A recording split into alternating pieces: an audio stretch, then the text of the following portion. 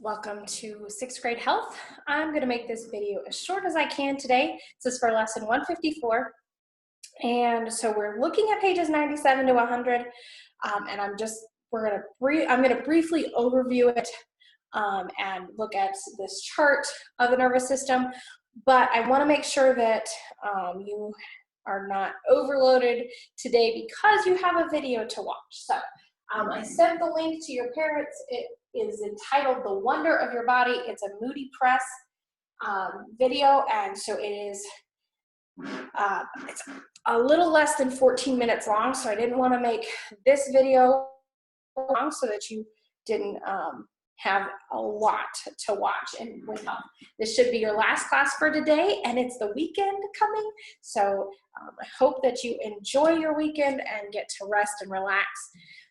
So I'm just going to read a little bit of this, and then we're going to talk about the different parts of the nervous system, okay? Bethany loves talking to her best friend, Sarah, on the telephone. They fill each other in on every detail of the day. Constant communication helps keep their friendship strong. Your body's communication system, your nervous system, is constantly communicating to you as well. Right now, it's sending you messages about what you are hearing. And if you were reading this, then what you're reading. It lets you know what's happening around you. And so the main parts of what your communication system is made up of: your brain, your spinal cord, and many nerves, okay?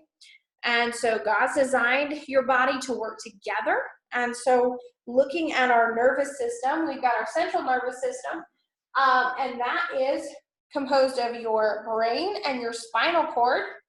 And it's your body's computer. It controls the functions of your body. And then your peripheral nervous system is the nerves that control the involuntary actions and all the other nerves that branch out into the body. It serves as the messengers in your body. Your brain is a soft, spongy organ that weighs between 2 or 3 pounds. It grew rapidly until you're about 5, and now it grows slowly and will until you're about 20. Okay, and so your brain makes it possible for you to move, think, learn, and without it, you wouldn't feel pain, but you also wouldn't feel pleasure. And so you're going to be reading about that. You wouldn't know surprise or excitement. You wouldn't be able to learn anything new. And so without your brain, you wouldn't really have the joys of life. And so every computer needs an operator to control them. Who do you think is the controller of your brain? Do you know who controls your brain? You do, the real you. Because you control your brain, you can control the voluntary actions of your body.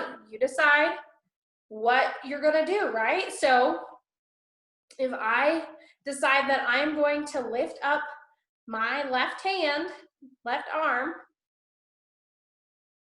okay, so this may be mirrored and it may look weird. You may think that I'm with my right arm, but this really is my left arm. And so I decided that I was going to lift it. So my brain sent a message to the muscles here to say, lift your arm, okay? And so the more you think, the better you're able to think. And so you get to tell your body what it needs to do.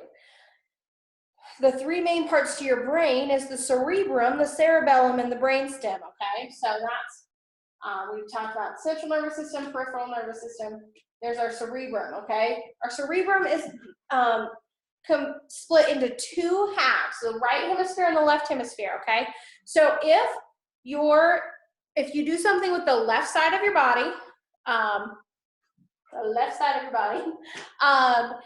it is controlled by your right hemisphere, the right hemisphere of your brain. If you do something with the right side of your body, it is controlled by the left hemisphere of your brain, okay?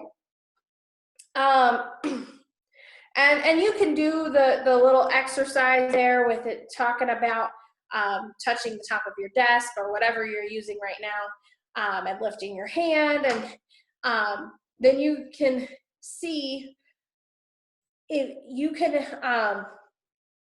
you can explain why you would, if you do most things with your right hand, your left hemisphere works more than your right hemisphere. So you can see that.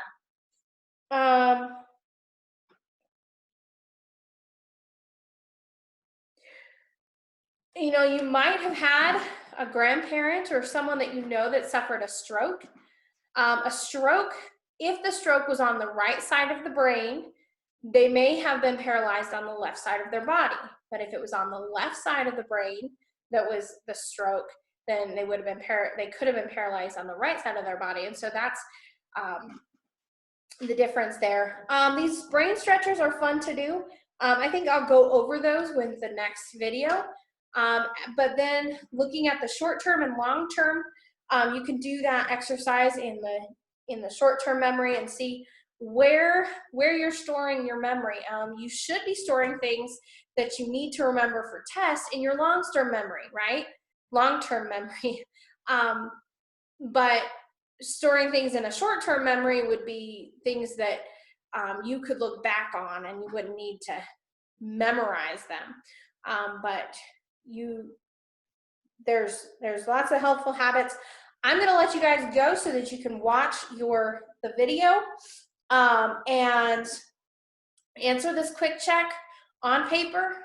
There isn't any homework for this lesson, so once you have read 97 to 100 and answered the quick check on paper and watched the video, and of course you're finishing up this video, then you are done with health and you should be done with school for the day. So have a great weekend and we will see you next week.